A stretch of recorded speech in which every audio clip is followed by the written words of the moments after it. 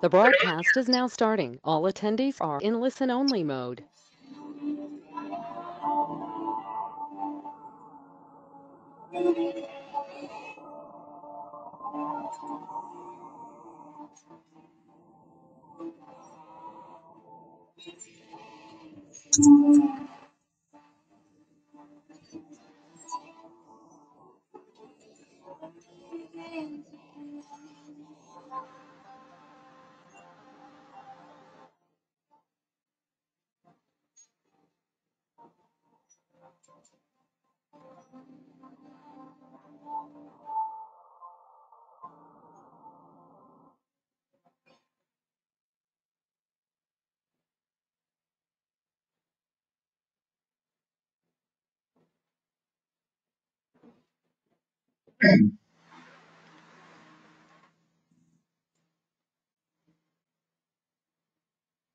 Halo teman-teman sekalian, selamat malam. Apa kabar semuanya? Suara saya bisa terdengar dengan jelas dan visualnya sudah kelihatan.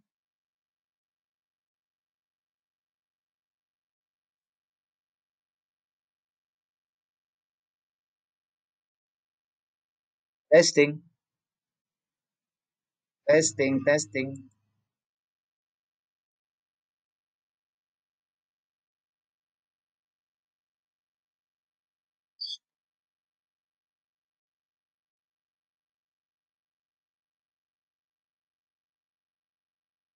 Bisa kelihatan teman-teman sekalian layarnya? Oke, soundnya sudah. Screen-nya bagaimana screen-nya?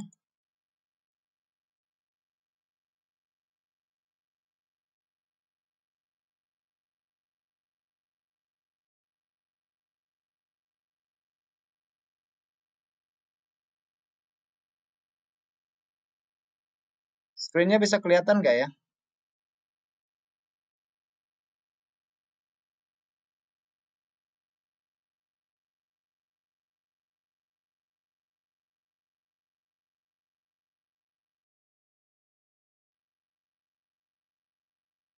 Oke.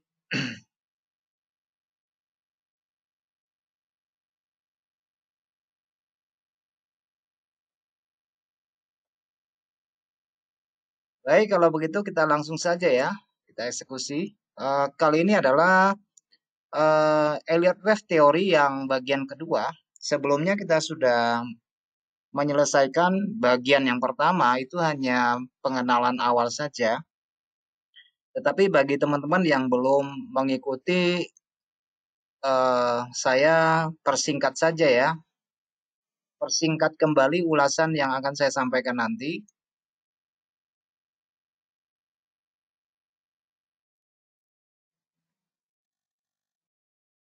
Oke, selamat malam buat teman-teman sekalian. Yang belum menonton videonya bisa dilihat di kanal YouTube maupun di Facebook ya. Di fanpage kita ada video. Kemudian di web juga bisa lihat di situ. Nanti klik di screen warna hijau di sini bisa lihat webinar sebelumnya. Yang untuk Facebook bisa dilihat di halaman web dari fanpage-nya Hot Forex HF Market Indonesia ataupun melalui channel YouTube. Dan buat teman-teman untuk pemberitahuan bahwa minggu depan hari Senin pada pukul 4 sore sampai jam 5 sore saya akan menyampaikan secara langsung broadcast dari Facebook di HF Market Indonesia mengenai strategi The Elders Triple Screen. Ini salah satu strategi favorit saya yang biasa saya gunakan dalam bertransaksi. Saya menghimbau teman-teman bisa bergabung dengan saya pada hari Senin pekan depan. Oke, bersama saya Adi Pangestu, analis dari Hot Forex Indonesia. Tidak bosan-bosan menyampaikan bahwa perdagangan yang kita lakukan merupakan perdagangan atau permainan psikologi yang mengandung resiko, Sehingga dalam melakukan transaksi supaya menggunakan rasio risk dan reward yang baik, teman-teman bisa gunakan 1:1,5, 1:2. Yang penting ada manajemen risiko yang bisa kita terapkan ya. Sebisa mungkin kita menjaga modal transaksi kita, karena modal transaksi bagi pedagang itu adalah nafasnya ya, jadi itu harus dijaga. Jadi resiko dulu yang kita pertimbangkan sebelum melakukan transaksi, dan analisa dulu sebelum melakukan transaksi. Gunakan strategi yang teman-teman akrab, yang gampang dipahami, yang mudah diterapkan, dan memiliki track record yang bagus. Tidak ada sistem yang 100% memberikan hasil, tetapi minimal kalau kita menerapkan strategi rencana transaksi dan kalkulasi risiko yang baik, mudah-mudahan apa yang kita lakukan membuahkan hasil yang baik. Baik teman-teman, kita langsung saja ya. Ini the wave principle. Jadi menurut Elliott Wave, si Elliott, harga digerakkan oleh para pelaku pasar dalam sebuah siklus yang berbentuk gelombang yang selalu berulang-ulang. Jadi apapun yang terjadi di dalam transaksi, baik kita menggunakan grafik berapapun periodenya, itu selalu berulang. Harga selalu bergerak berdasarkan siklus. Itu ya, kira-kira begitu ya. Karena harga dipengaruhi oleh psikologi dan emosi kolektif dari para pelakunya. Jadi ingat ya teman-teman, bahwa yang menggerakkan harga pasar bukan hanya semata-mata karena supply dan demand, tetapi digerakkan oleh fear and greed. Oke, psikologi karakter itulah yang mendorong mendorong pedagang untuk membeli dan menjual, gitu ya. Nah, fear and greed di sini biasanya kalau untuk tren naik itu biasanya lebih tipikal kepada perasaan dan emosi yang positif dari para pelakunya. Sedangkan tren turun itu berkorelasi dengan rasa takut biasanya.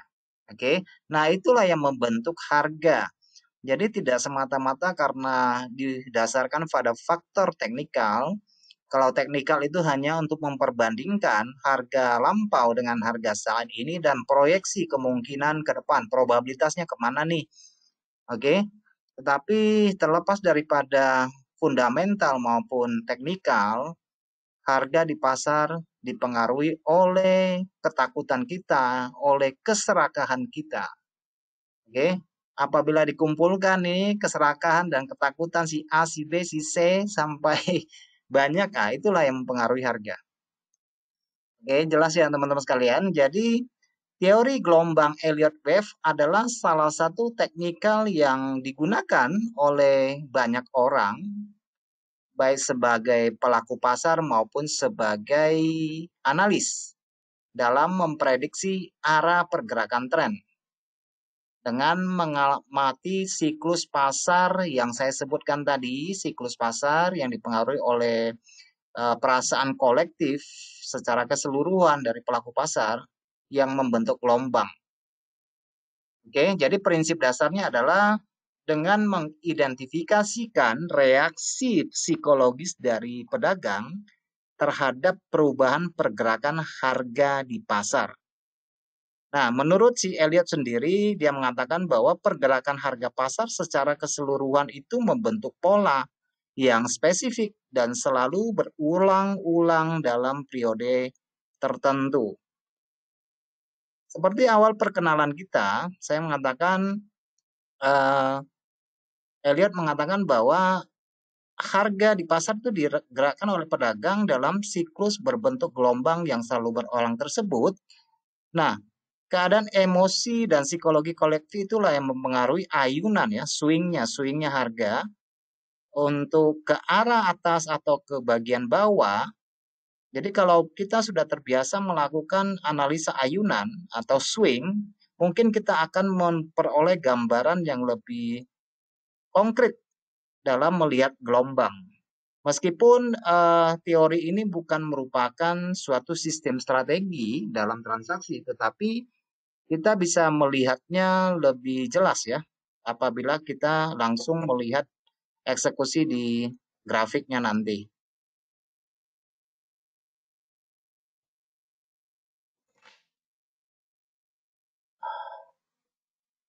Oke, baik teman-teman.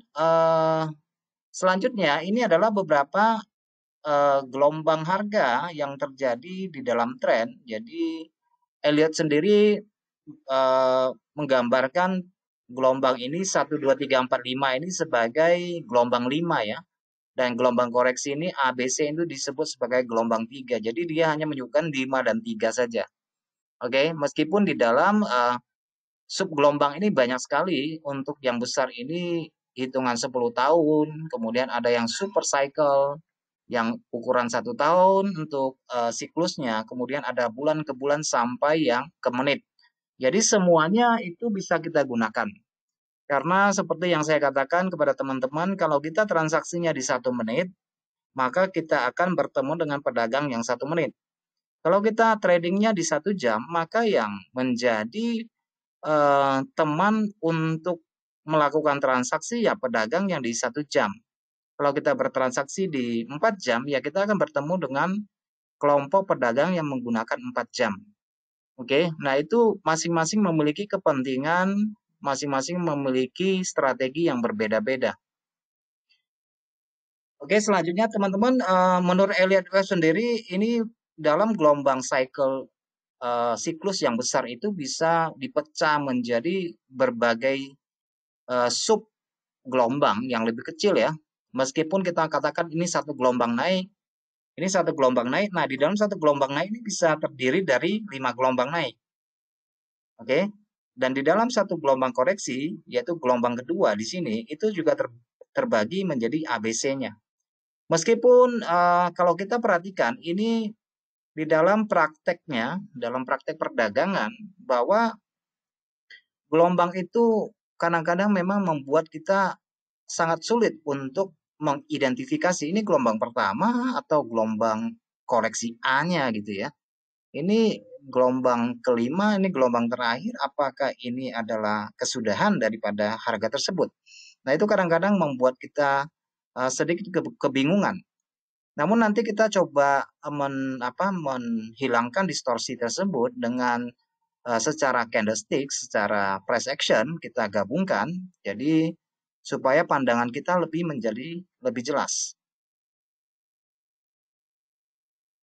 Oke, baik teman-teman.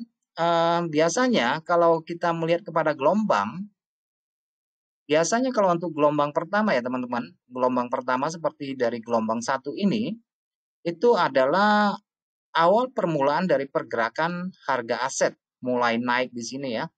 Nah, biasanya ini orang mulai mengumpulkan stok, mulai nyicil beli nih, harga sahamnya udah murah nih, harga emasnya udah murah. Jadi harga asetnya udah murah di sini. Maka di sini mulai melakukan akumulasi atau memasukkan stok di dalam gudang. Oke, itu adalah awal dari pergerakan harga karena mereka merasa bahwa harga saat ini sedang murah dan ini adalah saat yang tepat untuk membeli. Nah, inilah yang menyebabkan harga aset naik ya. Itu pada gambaran gelombang pertama. Sedangkan gelombang kedua, yaitu gelombang koreksi, 1 dan 2 ini adalah gelombang koreksi nomor 2.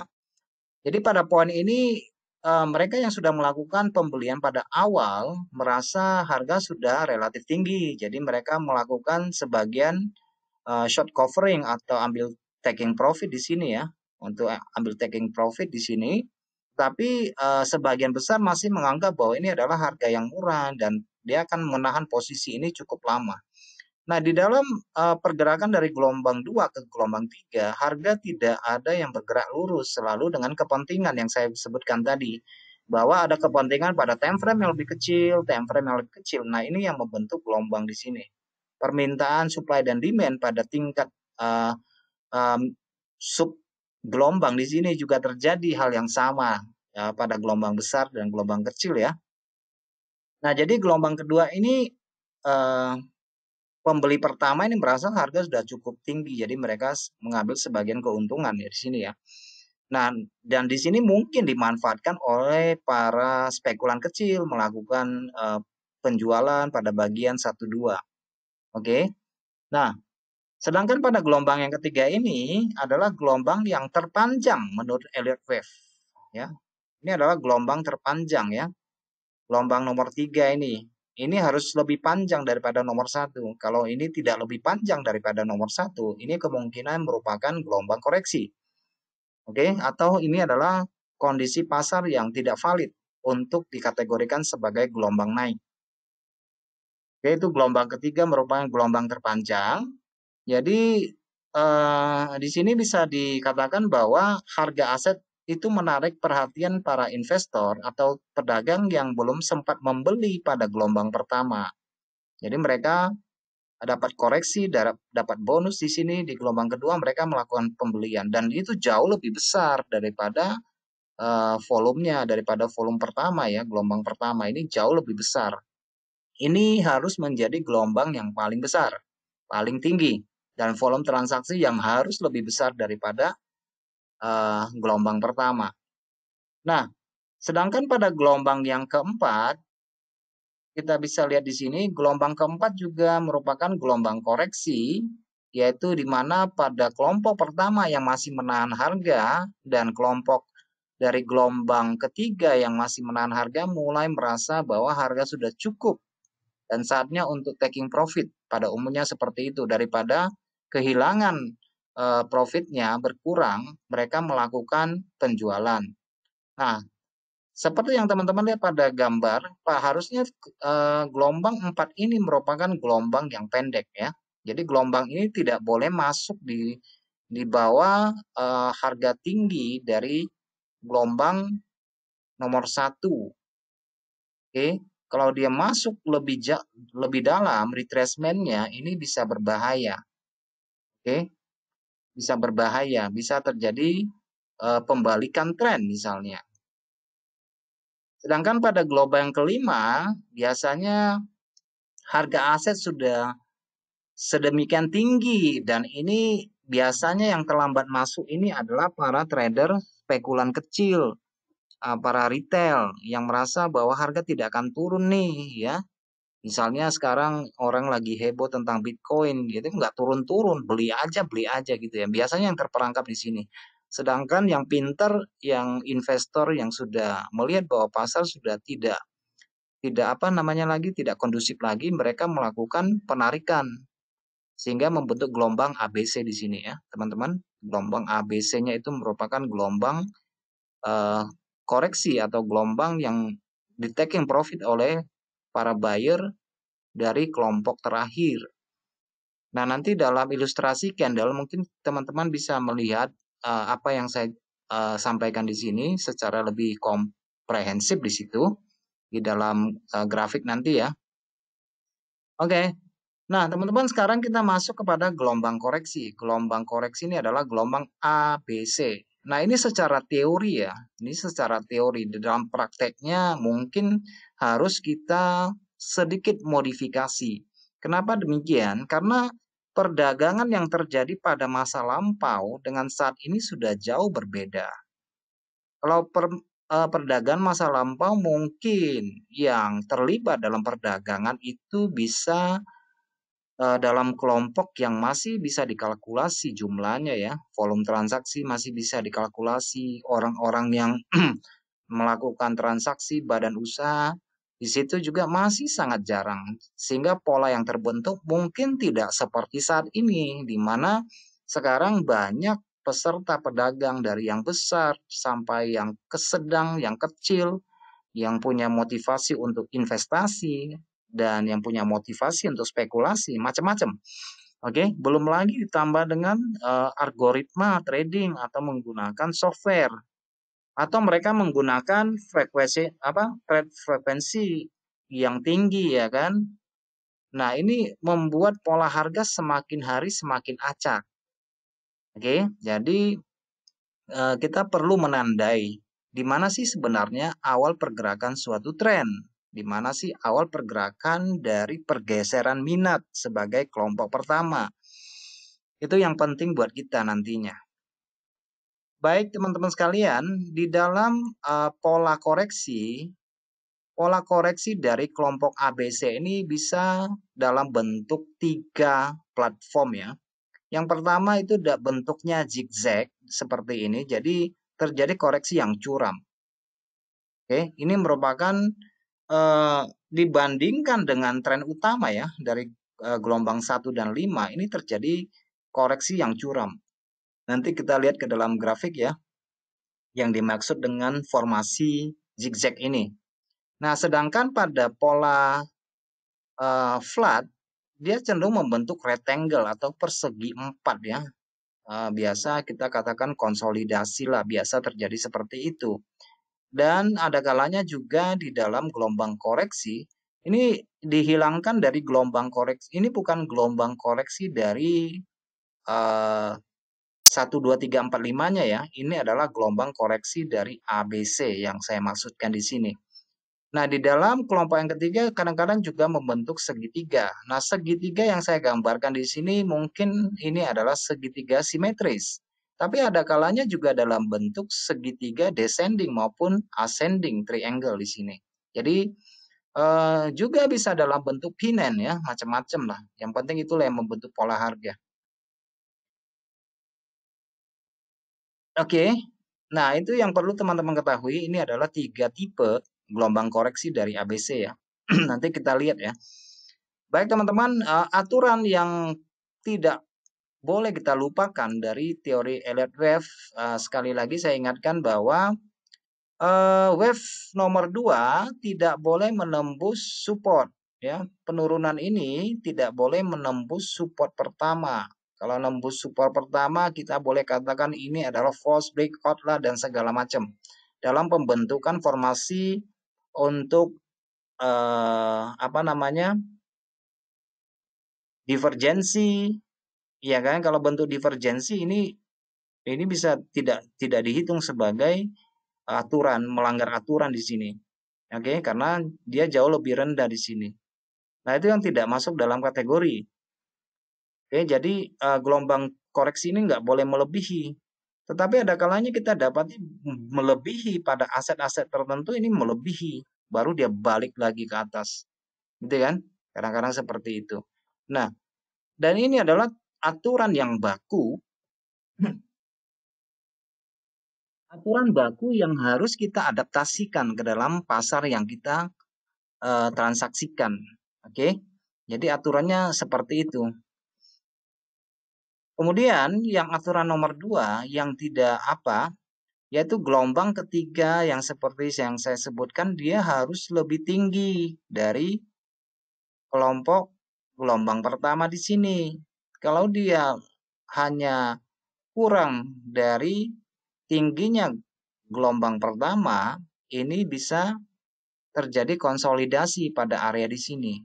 Ataupun malah terjadi pembalikan, malah bukan menjadi gelombang 1, 2, 3, 4, 5-nya, malah menjadi gelombang ABC. Karena nanti mungkin pasar memasuki fase konsolidasi pada tahap ini. Oke, jadi ini adalah kelompok pertama. Nanti hal ini akan saya sampaikan dalam price action, bagaimana kita membaca momentum.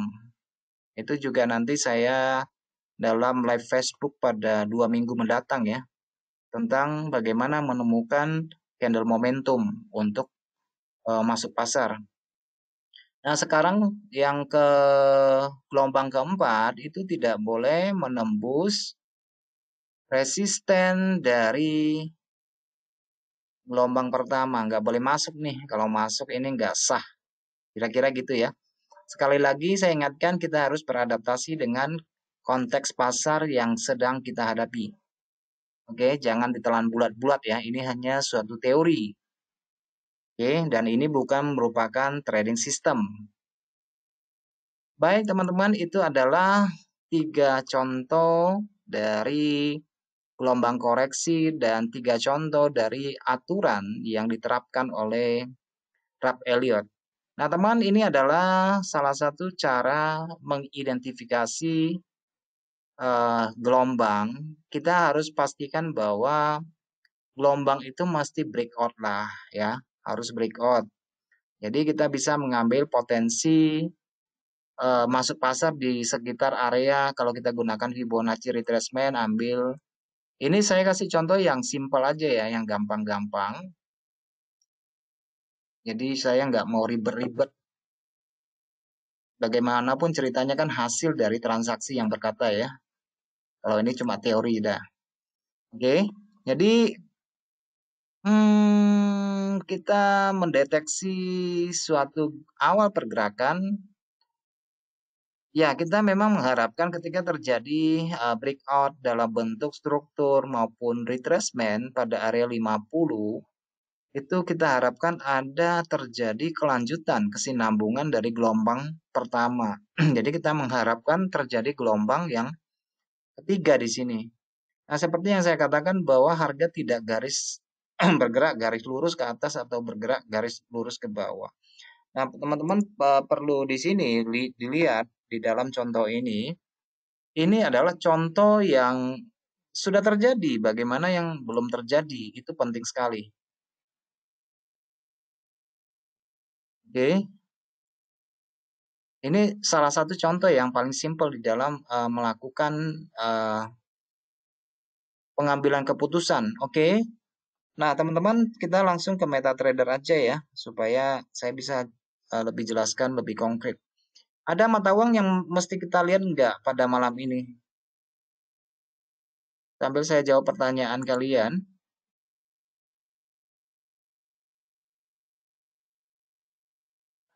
Oke, ini ada yang bertanya, Mas Ade, apakah berita dapat mempengaruhi pembentukan gelombang yang berada pada market, misalkan impuls web keempat? Bisa saja ya, bisa saja sangat terjadi. Nah, sebenarnya eh, yang membentuk impuls web maupun gelombang koreksi itu sendiri di dalam gelombang 5, 1, 2, 3, 4, 5, saya sebut saja 5 gelombang di situ, eh, perlu diketahui bahwa yang mendorong harga terjadi koreksi itu bukan karena beritanya ya, teman-teman. Bukan karena beritanya, tetapi karena ketakutan, karena psikologis dari pedagang yang menahan posisi, mungkin mereka sebelum berita itu sudah menarik posisi yang ada di situ sehingga membentuk gelombang koreksi. Itu yang harus kita garis bawahi. Jadi bukan efek beritanya yang membuat harga itu naik dan turun, membentuk gelombang koreksi atau gelombang impuls, tetapi lebih dikarenakan karena penarikan posisi. Teman-teman perhatikan bahwa eh, apa namanya? Ketika terjadi tren, teman-teman bisa lihat ketika terjadi tren, rata-rata tren itu bergerak pendek ya. Tren itu bergerak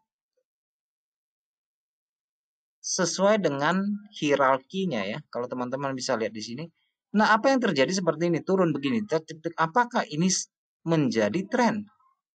Apakah ini menjadi gelombang koreksi? Ya bisa jadi, tapi yang jelas sebelum hal itu terjadi, pada kelompok di sini, saya sebut saja ini membentuk untuk euro sendiri ya. Oke, kita lihat ke euro, teman-teman sekalian. Nah, kalau teman-teman cek di sini, secara kasat mata kita boleh membilang bahwa ini adalah gelombang ABC ya. Saya buka dari, sorry, saya buka dari daily.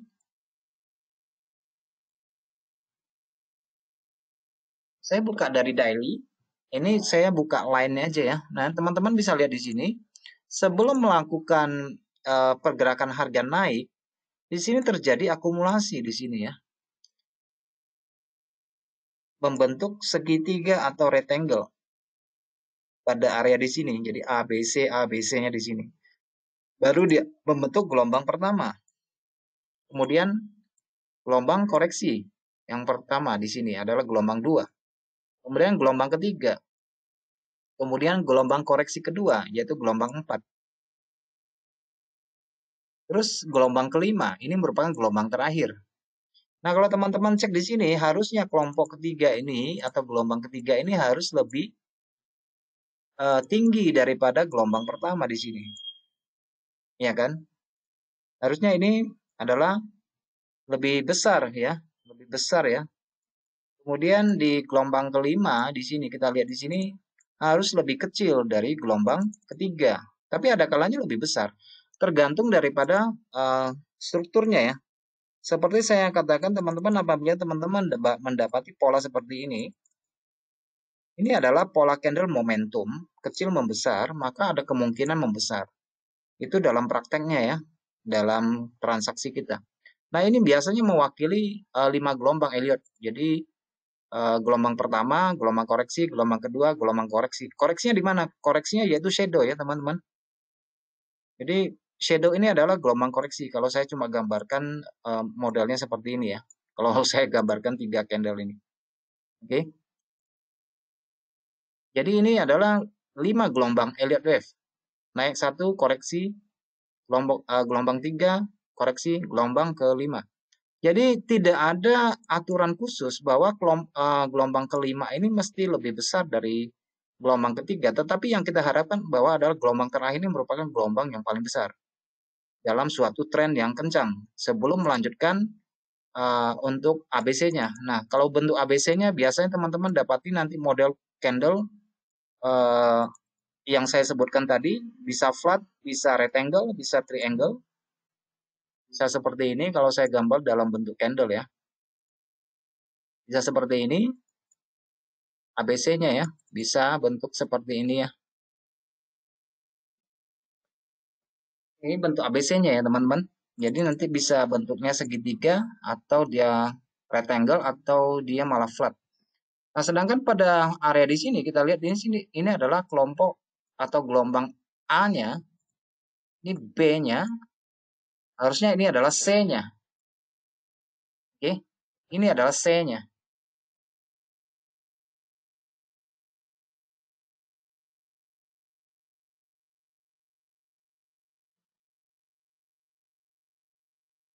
Oke.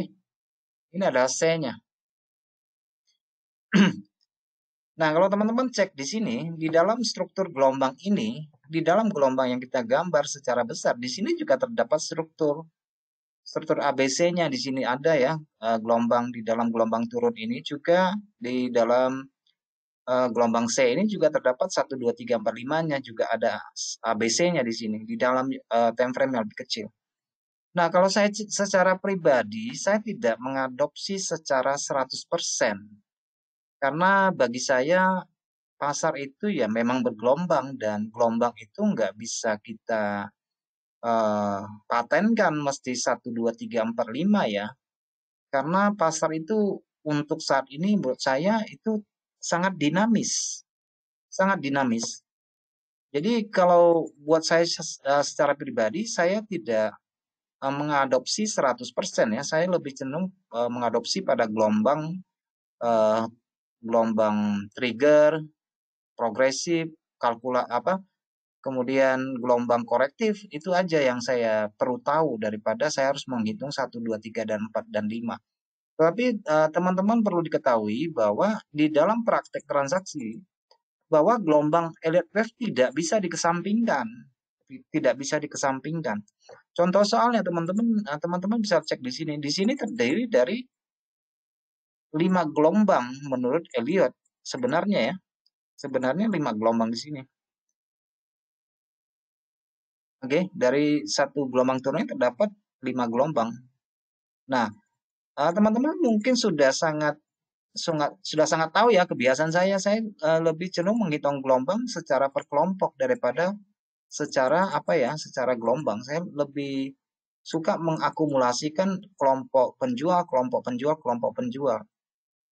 Oke, jadi kelompok penjual itu apakah mesti 3, mesti 2? Enggak juga gitu ya, tergantung daripada kecenderungan tren itu sendiri. Kalau menurut saya itu biasnya cenderung miring seperti ini ya, saya lebih lebih langsung mengakumulasi bahwa eh, tren cenderung turun karena dia memberikan bias secara teori Dow ini cenderung lebih lebih ke sisi bawah.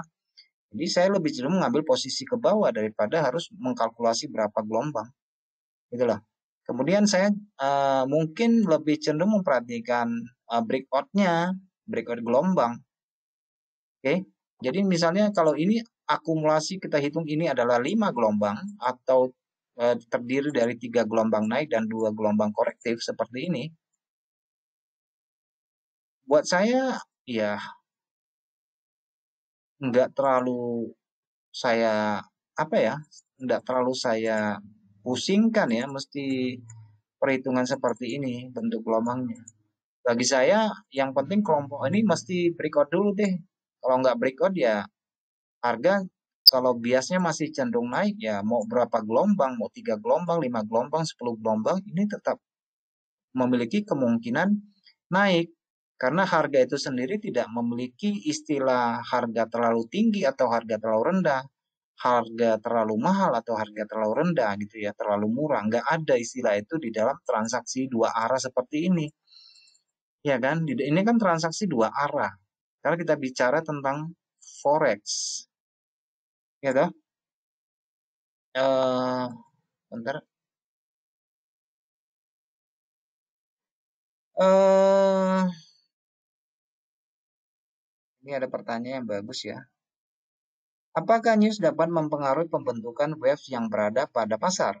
Bisa. Misalkan pada impulse wave yang keempat, bisa. Ternyata di wave kelima tidak terbentuk dengan sempurna ataupun tidak dapat menembus resisten pada wave yang ketiga. Bagaimana pendapat tentang hal tersebut? Ini pertanyaan yang bagus ya. Oke, seperti yang saya katakan tadi, harga itu tidak bisa kita batasi. Dia mau turun sampai berapa, mau naik sampai berapa. Oke. Misalnya kalau dia dalam pembentukan gelombang kelima itu tidak sempurna, tidak bisa menembus resisten kan begini ya ceritanya kan. Oke, saya balikkan ini tidak bisa menembus support. Tapi penurunan ini terdiri dari 3 gelombang turun. Misalnya di sini ya, kan kelihatan ya, satu gelombang, 2 gelombang, 3 gelombang, 2 gelombang koreksi. Nggak menembus.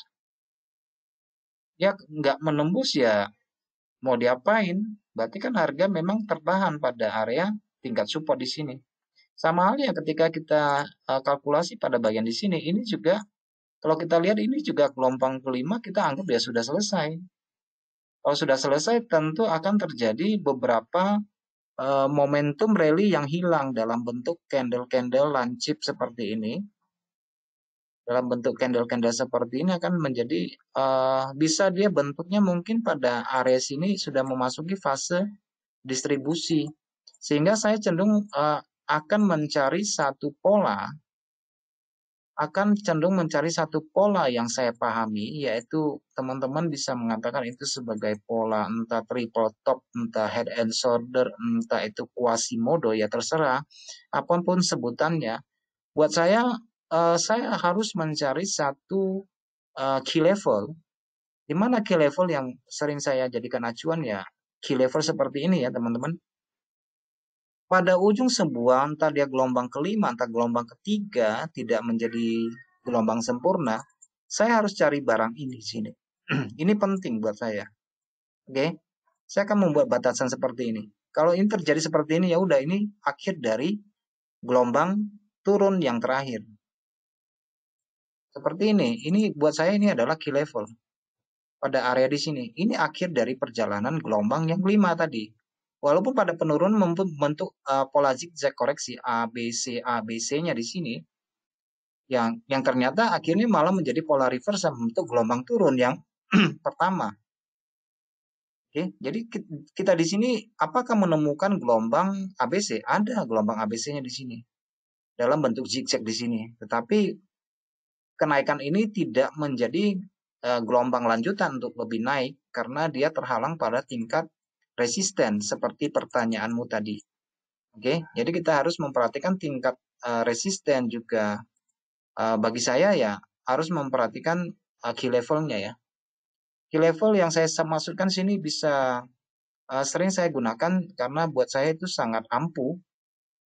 Ini key level ya. key level. Kalau dia 2 break ke atas ya udah, ini saya lebih cenderung mau nge-buy, mengambil gelombang ketiga. Saya tidak mengharapkan ada gelombang kelima, tapi minimal dalam pergerakan satu harga, kalau teman-teman lihat harga selalu membentuk pola 1 2 3, selalu begitu ya pola yang kita lihat ya. Kalau dalam bentuk bullish, kalau dalam bentuk bearish ya begitu. Saya tidak mengharapkan sampai 3 gelombang. Saya hanya butuh ini, di sampingnya harus ada key level. Key level di sini harus lewat di situ. Oke, ini ada kontraksi ya. Ini key level saya yang saya masukkan di sini adalah kontraksi. Biasanya dalam bentuk gelombang di sini ya. Kalau kita mau gambarkan secara Elliott Wave juga gak jadi masalah, bisa aja seperti ini. Seperti ini. Nah, di sini ada level kontraksinya ya.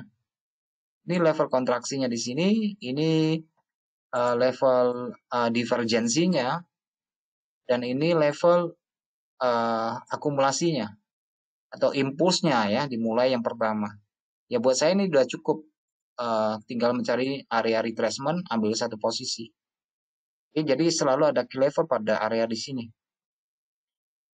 Oke, selanjutnya pertanyaan yang kedua.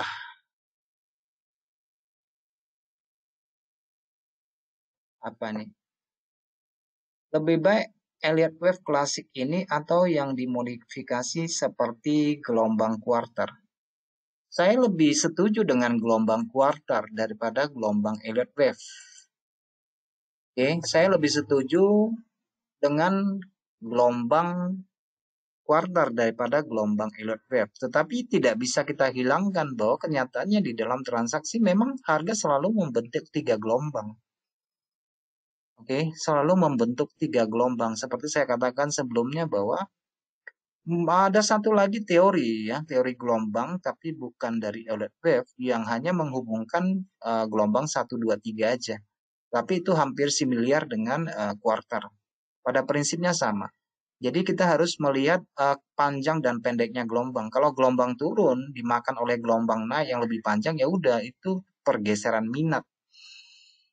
Cukup sesimpel itu kita memaknainya ya, nggak usah terlalu ribet harus dihitung ini cycle besar, cycle kecil, karena kita harus sesuaikan dengan kepentingan kita dalam transaksi. Kita gunakan time frame berapa. Kalau kita menghitungkan semua gelombang yang diterapkan, itu kita bisa mumet sendiri. Mana gelombang besarnya, gelombang kecilnya, gelombang mikronya mana. Jadi terlalu banyak. Oleh karena itu kita harus terapkan di dalam konteks transaksi kita sendiri, kita menggunakan time frame berapa, gelombang itulah yang kita gunakan. Oke, kalau kita gunakan gelombang yang terlihat pada pada periode 4 jam, ya sudah kita menggunakan gelombang di 4 jam.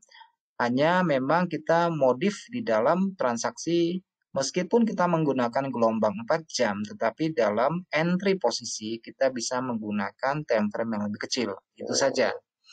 Buat saya itu yang paling penting. Oke. Kira-kira begitu ya jawaban yang bisa saya berikan dari pertanyaannya. Barangkali ada pertanyaan yang lain atau ada hal lain yang perlu kita bahas.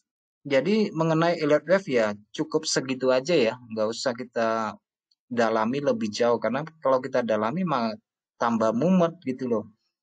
Banyak gelombang yang harus kita hitung, mana gelombang besar, gelombang kecil, gelombang mikronya, nanti pusing sendiri. Jadi kita adaptasi aja dengan periode waktu yang kita gunakan masing-masing. Jadi nggak usah dibawa terlalu ribet ya, nanti susah. Malah nggak trading, hitung gelombang saya melulu nanti. Oke, ada pertanyaan lain teman-teman?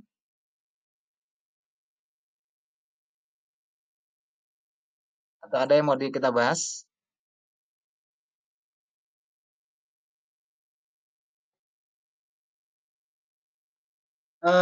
Ini yang tadi tentang gelombang pertama ya, adaptasi gelombang pertama sebenarnya nggak usah terlalu ribet ya. Seperti ini ya, saya bisa menganggap ini sebagai gelombang pertama.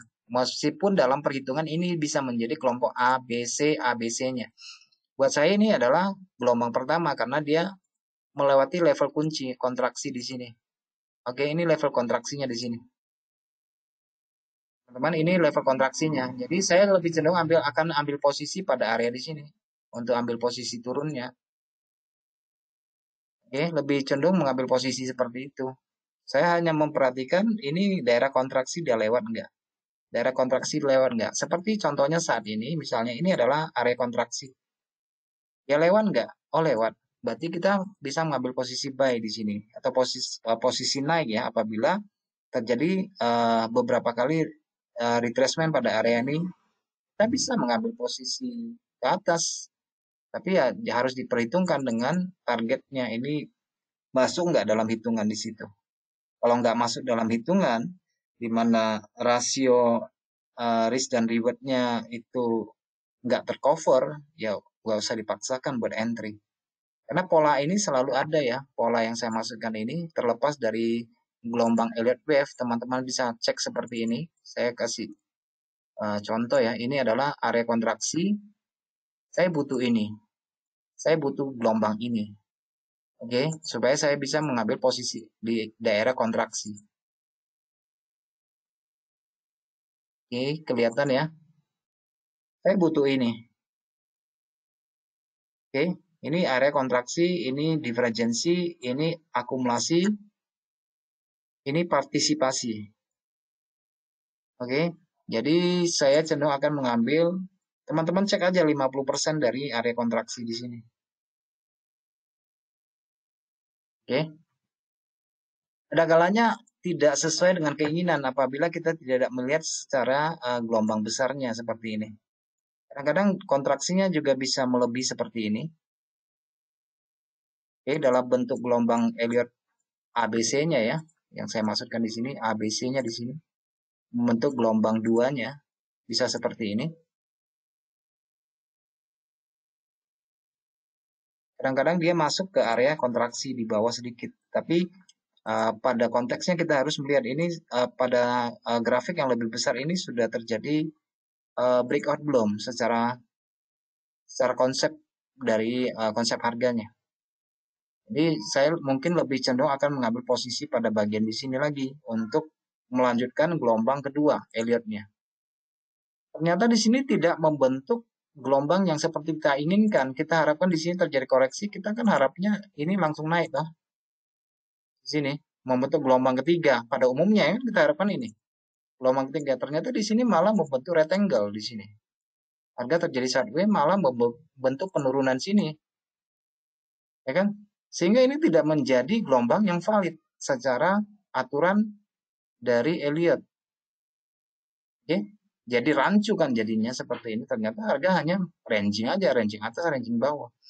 Apakah ini tidak bisa dihitung secara Elliott wave? Ya tetap bisa dihitung. Tetap bisa saja dihitung ABC-nya di sini. Atau kita mau lihat gelombangnya juga bisa. Tapi mungkin pada konteks yang jauh lebih besar, dia lihat gelombangnya. Oke, untuk melihat konteks gelombang yang lebih besar seperti ini. Jadi kalau secara gelombang kita lihat ini ya biasnya cenderung lebih turun, jadi lebih sering mengambil potensi yang ke bawah daripada potensi ke atas. Oke,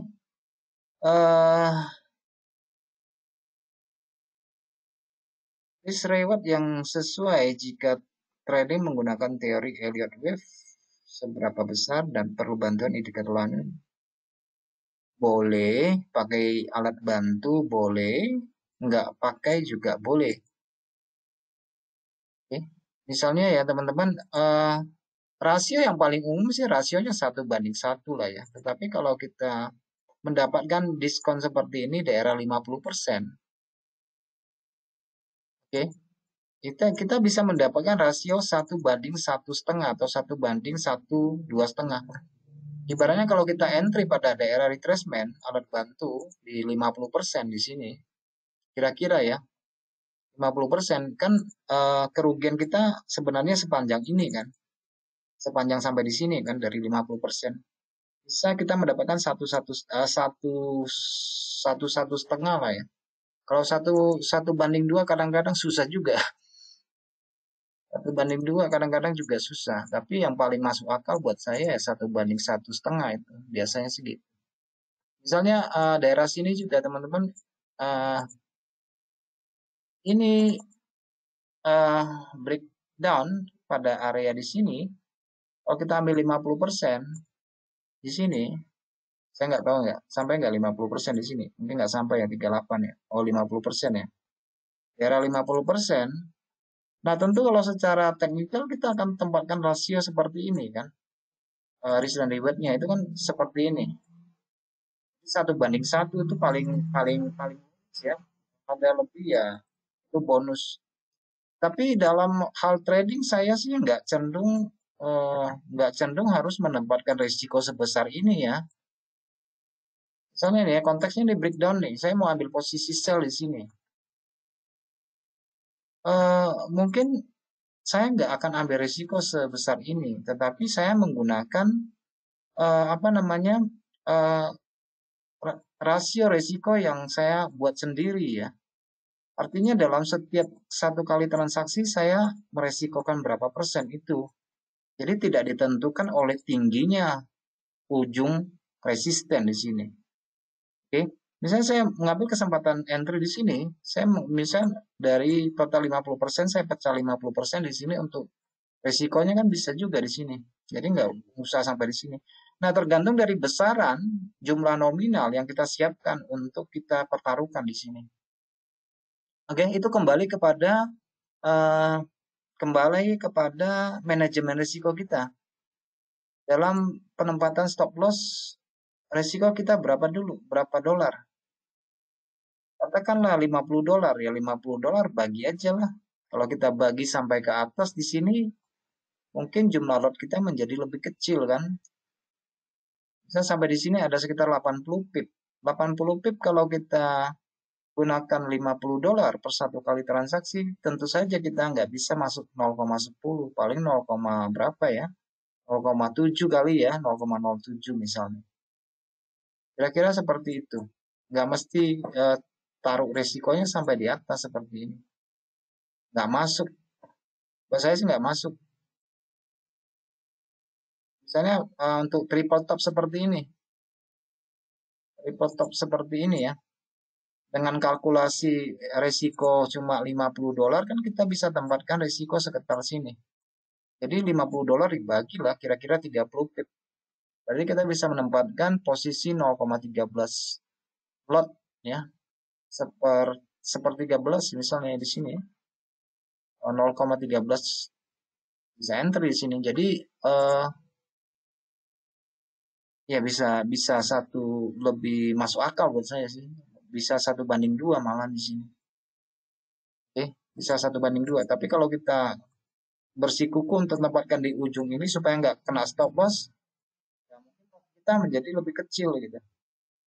Jadi lebih kecil. Jadi kita perhatikan dulu konteks dari pasarnya. Apakah ini secara minat ini sudah mewakili minatnya cenderung lebih turun daripada naik. Ini kan bentuk pola pola bearish engulfing ya teman-teman ya.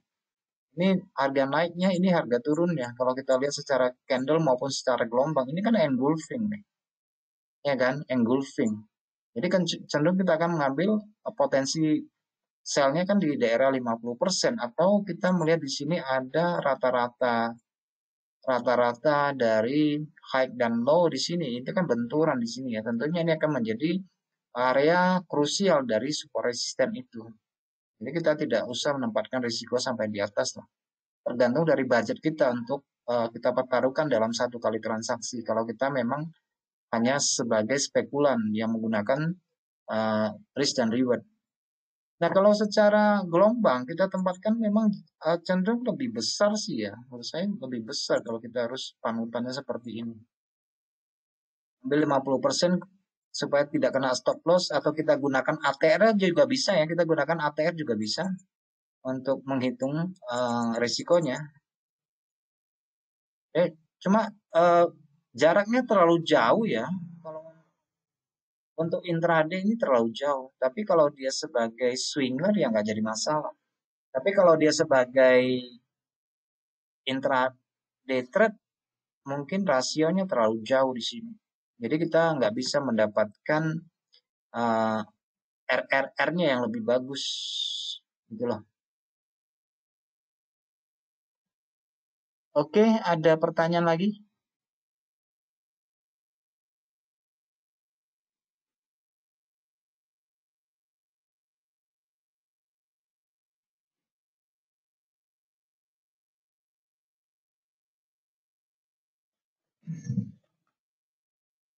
Kalau dia Fibonacci sih Fibonacci ya, teman-teman, kalau dalam menggunakan extension untuk menghitung rasio dari target menggunakan extension misalnya, saya sih nggak terlalu pakai ya. Saya jarang sekali pakai extension. Extension ini kan mewakili 100 ya.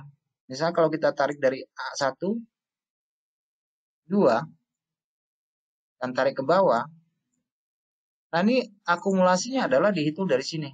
Ini misalnya ini 100 ya, 100 pip.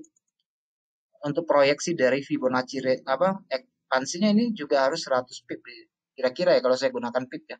Atau jatuhnya di angka 100 FO 100 di sini. Bisa menggunakan proyeksi seperti itu. Eh, kalau yang sering saya gunakan justru saya menggunakan Fibonacci retracement untuk menentukan target, tidak berdasarkan kalau seperti ini kan untuk apa? Untuk ekstensinya kan seperti ini ya. Ini sampai sini 100 ya harusnya dari titik pantulnya di sini juga 100 jatuhnya di sini. Jadi 1:1. Jatuhnya di angka 100 di sini. Kalau dia lebih ya bisa ke 161 atau 261. Kalau saya lebih cenderung gunakan retracement untuk apa ya? Untuk penargetan ya. Saya bisa mengukur dari high ke low. Yang saya cari itu bukan retracementnya. Kalau untuk mengukur target ya, saya ukur satu gelombang turun seperti ini ya, saya lebih cenderung taruhnya di angka 100 di sini untuk targetnya. Buat saya lebih masuk akal gitu ya. Lebih runningnya lebih jauh orang karena dia baru lepas landas, baru keluar, baru breakout seperti ini. Tentu kita mengharapkan bahwa gelombang kedua ini, gelombang turun yang kedua ini harus jauh lebih besar daripada yang di sini. Dari gelombang pertama turun, titik reversalnya ini turunnya gelombang kedua ini harus jauh lebih besar. Oke, kalau kita gunakan ekspansi ya mungkin lebih ke 1:1 ya, risk dan rewardnya. Kalau kita gunakan ke Fibonacci retracement, saya mungkin risk rewardnya bisa 1:1,5 atau 1:175 atau 1:2 ya, seperti itu. Untuk mendeteksi gelombangnya,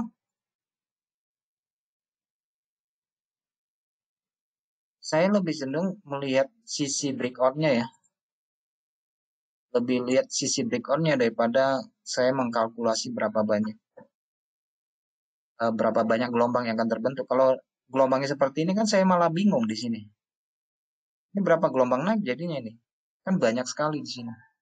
Oke, jadi saya tidak terlalu peduli ini mau berapa gelombang. Yang jelas ketika terjadi breakout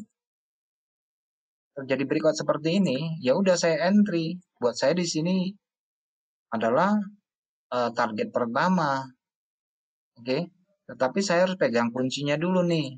Breakout yang terjadi ini bisa apakah betul-betul merupakan breakout yang sempurna buat kita untuk mengkalkulasi sebagai tren awal atau gelombang pertama di sini?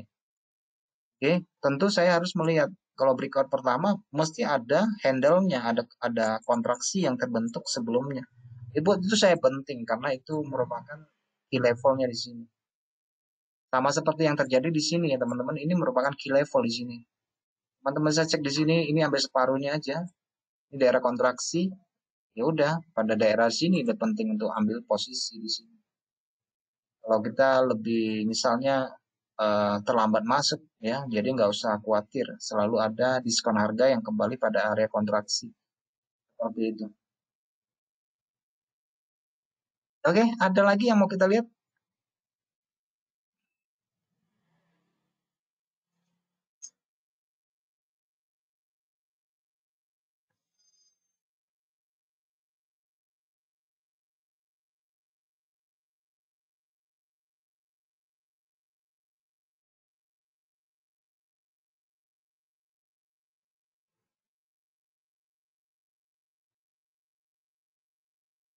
Oke, kita lihat ke pound sterling ya.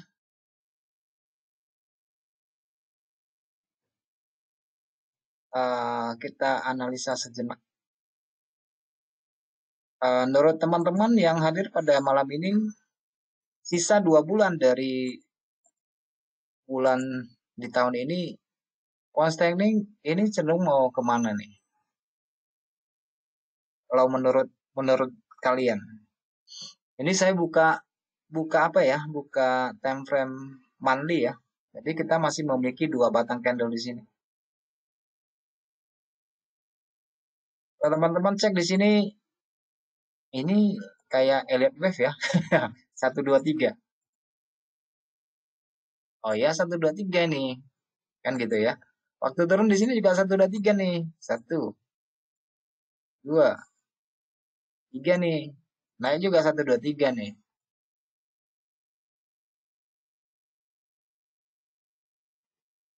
Turun ya. Oke.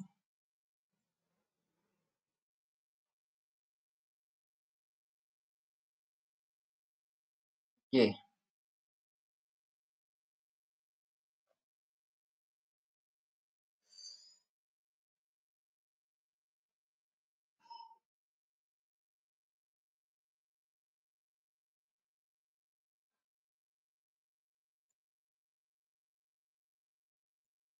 Saya berpikir kemungkinan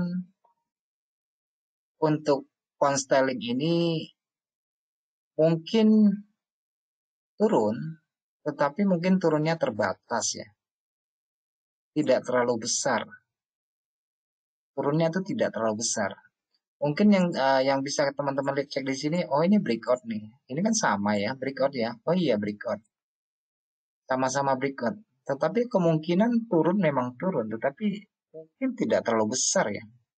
Karena di bulan Desember rent transaksi mungkin tidak terlalu besar. Teman-teman bisa cek di bulan Desember nanti. Ini adalah bulan Desember, Desember, Desember, Desember, Desember. Ini adalah bulan Desember ya. Jadi memang rata-rata range-nya tidak terlalu besar, signifikan. November, Desember, November, Desember, November, Desember, November, Desember. Jadi mungkin range-nya cukup terbatas ya di area sini ya. Terbatas di area sini.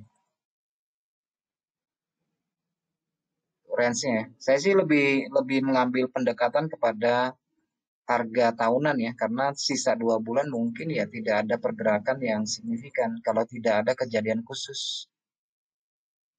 Oke. Saya lihat secara tahunan. Jadi kalau secara tahunan mungkin teman-teman bisa cek candle-nya akan seperti ini. Nah ini adalah candle tahunan dari pound sterling. Ini tahun ini.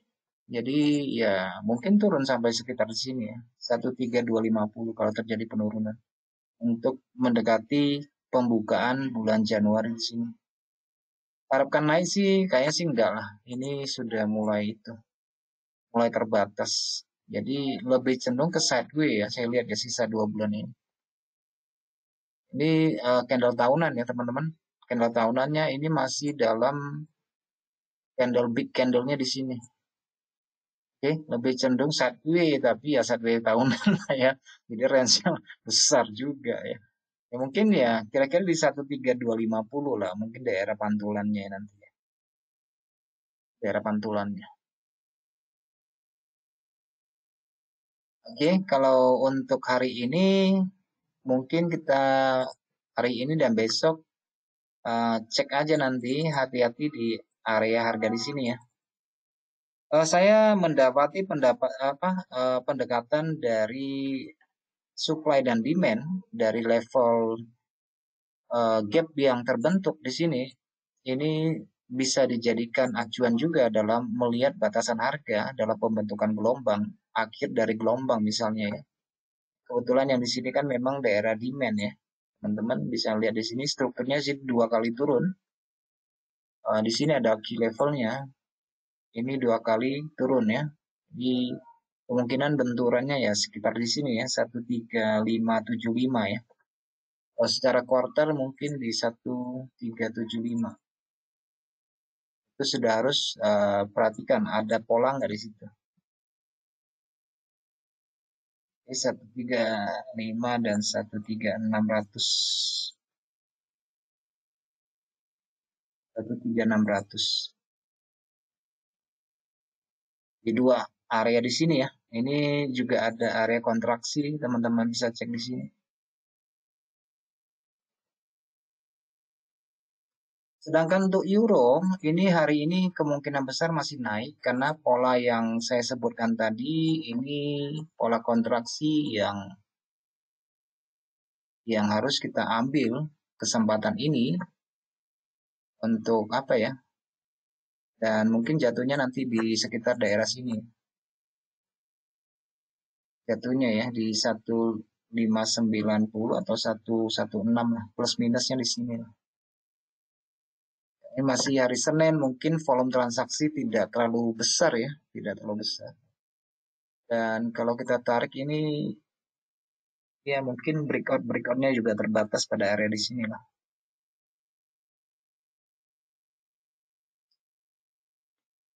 Oke lah ya. Ada yang mau kita tambahkan sebelum saya tutup webinarnya pada malam ini?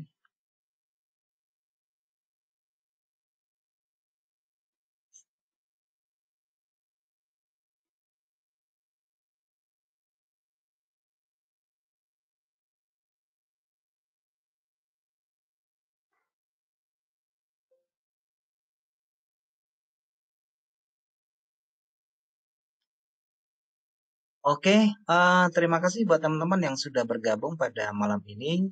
Nanti yang hari Senin depan itu Facebook Live ya. Jadi kalau mau gabung silakan gabung langsung. Kalau nggak mau bergabung nanti videonya bisa diputar ulang aja di fanpage-nya di Facebook. Dan mungkin juga nanti saya upload ke channel YouTube. Jadi oke, selamat malam. Tetap jaga kesehatan. Sampai jumpa pada minggu depan di Facebook Live 2 minggu dan bulan Desember mungkin ada webinar juga seperti biasa. Oke, sama-sama. Oke, selamat malam teman-teman. Sampai jumpa.